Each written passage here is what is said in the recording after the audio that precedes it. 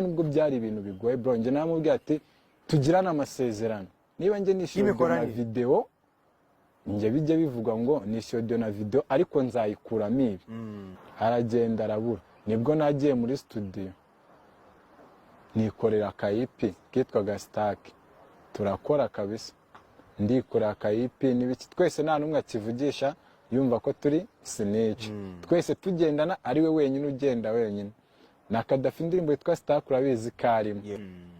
Yesu atanguranwa sohora leta, racyumva Kadafi amuga ati EP afite iteye ubwoba, atarana kwica afite EP iteye ubwoba, ati